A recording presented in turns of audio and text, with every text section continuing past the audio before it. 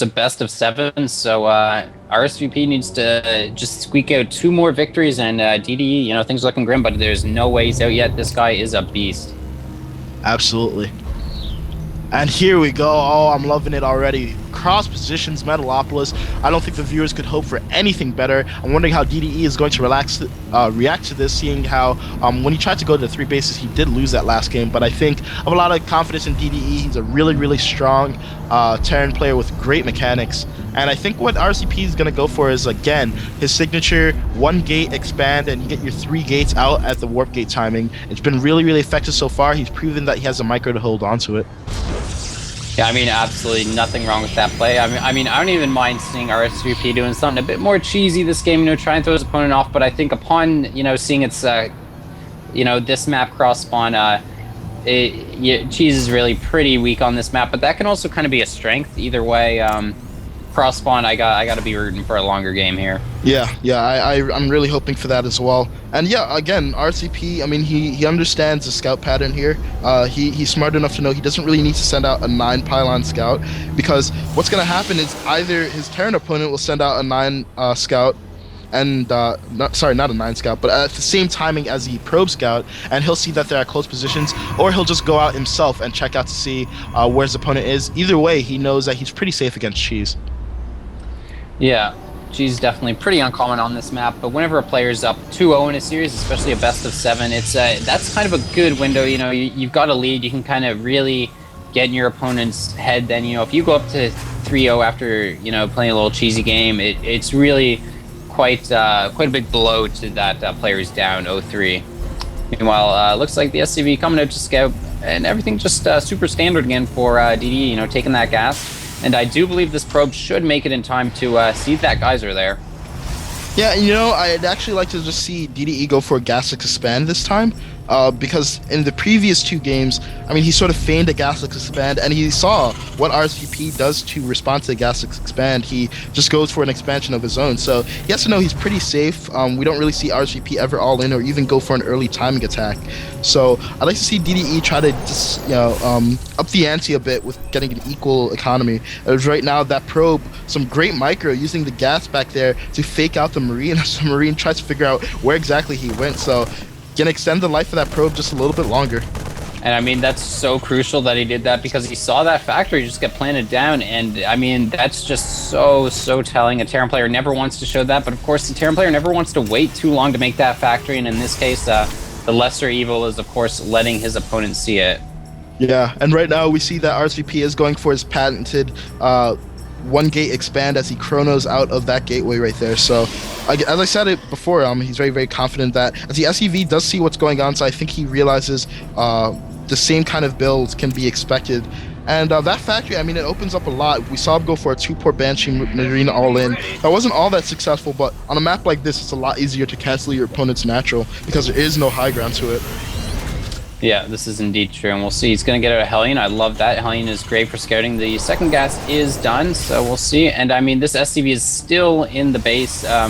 I mean, DD just knows his opponent loves to get aggressive with that 1 Stalker and 1 Zealot, so he's going to exploit that. But this 1 Stalker, 1 Zealot actually could do a lot of damage, forcing some SCVs off the line, trying to kill some, but not quite managing to quite yet. We'll see. He's going to keep poking up, though. And Hellion is out now, going to take out that Zealot, and now this Stalker really going to be forced to run away. Of course, this Hellion, this is the beauty of the Hellion. You can just kind of make a beeline for the Protoss main to scout everything out. But in the meantime, these 2 Stalkers are actually going to be really, really effective against the pure Marine composition. I know when I do this, I really stress the importance of getting a bunker with any kind of 1-1-1 build, especially if you're relying on tanks. So, I mean, DD is just going to be a tight spot until this tank gets out, because the Marines can just keep getting kited and kited and kited. Yeah, and such superb control from RCP so far, only now taking any kind of hull damage on his Stalker, and that Hellion is shooting away at the Nexus. I think he's just lost a little bit of control right there as that Stalker steps out to deal with it. So that Hellion is now going to try to slip past, but I think RSVP, actually not prepared for this. So that Hellion can do a bit of damage, but oh no, again, attacking the Nexus. So I think DDE just falling apart a little bit as he does work on his cloak right now. So I think he's going for a very heavy 1-base play. Yeah, I mean, it's just so hard to try to micro that Hellion, because if you turn your eyes away from these Marines for 1 second, they're all at half hit points. They'll just die, and the Stalkers will kite back, taking no damage. But the fortunate thing for DD is he did get a good skid off. He knows that this Nexus is up, so we'll see what he wants to do. I mean, the Robo Bay is just about done now, so I mean, I don't think this Cloak build is actually going to be very effective. He's starting, about to start a Command Center now, so I don't know, we'll see what he can do. Yeah, and we see that RCP is being very robust with his build. He's getting at that Robo a little bit earlier than he normally actually gets it because he sees that a 1-1-1 is coming up, and he knows pretty much the inevitable conclusion of a 1-1-1 Cloaked Banshees. So right now, DDE is going for his expansion like he should. Smart move, getting out a bunker as well. But yeah, he's definitely behind because he just wasted that heli and it didn't really accomplish anything. If we look at the Harvester count, it's a full 7 probes ahead in favor of RCP. Yep, and he's just poking in with that probe. Gonna see that bunker getting built, which is a pretty big tell there that his opponent is expanding. So nice play all around. Meanwhile, this one observer is making the way to his opponent's base. He's getting an immortal afterwards. So one cardinal mistake that Protoss players often make is just only getting one observer, immediately sending it to their opponent's base, while while the Banshee arrives at their own base. And this Banshee is coming across the bottom of the map here, and there's no observer out at the main. There's no observer in production right now, so this observer could actually do a ton of damage. Yeah, it's actually a bit of a shame. I thought he was getting the Robo out to make an obs, and now he doesn't have it. So that Banshee is going to do a ton of damage, actually. It's going to be able to get quite a few kills before that Observer even gets out. So we already see that it has 5 kills, another 6 kills. There we go. And yeah, so now actually all the advantage of that early expand sort of negated by this key Banshee timing. Yep, not only has he killed 9 probes so far, he's also lost a lot of mining time, and that one observer at the main, that was at the main of DD is, there's no point in sending it back because this one does pop out.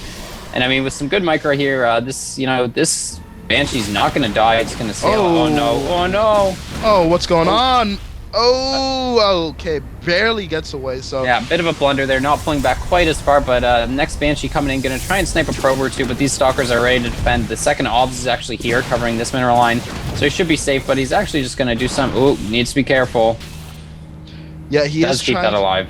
Yeah, I really like what RCP is doing. He's not over reacting and sort of like 1Aing his ball into position to deal with these Banshees. Just put 2 Stalkers at each point. That's plenty to deal with the Banshee. And he held off that second one quite nicely. But in the meantime, DDE has managed to leverage that economic advantage and even it up a bit. So I think it's sort of returned back to normalcy. Yeah, man, the food is at 69 to 70. The worker count is RSVP up about 4 probes right now, which is, basically tied given mules. So, I mean, this is anybody's game at this point.